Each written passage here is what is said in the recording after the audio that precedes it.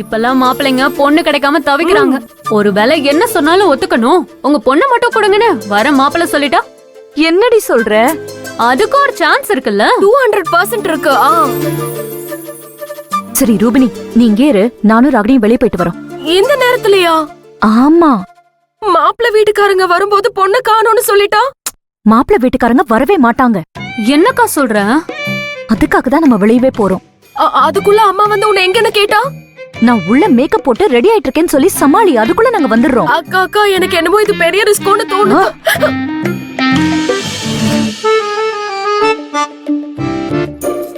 ஏண்டா இப்படி கல்யாணத்துக்கு பொண்ணு தேடுறதே ஒரு ப்ராஜெக்டா வச்சிருக்கியே, உனக்கு போர் அடிக்காதா? மா, அது ஒரு தவம் மாதிரி.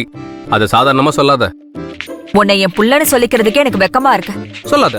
யார் ஒன்னு சொல்ல சொன்னா? நீ ஒரு பெரிய பணக்கார வீட்டுல பிறந்திருக்கணும், இல்ல பணக்கார ஆள கல்யாணம் பண்ணிருக்கணும். அப்படின்னா பிறக்கிறப்பவே நான் ஒரு பெரிய பணக்காரனா பிறந்திருப்பேன். இந்த மாதிரி பிரச்சனையே வந்திருக்காது.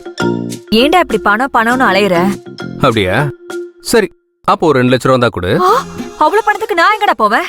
தெரியுது இல்ல பணம் எவ்வளவு பெரிய விஷயம்னு. அதாங்க வச்சுட்டு போ. அதாங்க வச்சுட்டு போமா.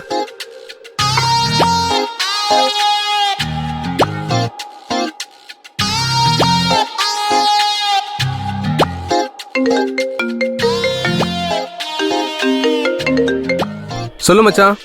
டேய், எங்கடா இருக்க? இப்ப கிளம்பிட்டே இருக்கேன்டா. சரி, நான் இங்க இருந்து காஞ்சிபுரம் வந்துடுறேன். நீயும் காஞ்சிபுரம் வந்துடுறியா? அங்க இருந்து நம்ம மணிமங்கலம் போய்க்கலாம். சூப்பர் மச்சி. என்ன சூப்பர் மச்சி? எனக்கு வயித்த கலக்கற மாதிரி இருக்கு. எங்க அப்பனுக்கு மட்டும் தெரிஞ்சதுன்னு வச்சுக்கேன். டேய், சும்மா அதையே சொல்லிட்டு இருக்காத.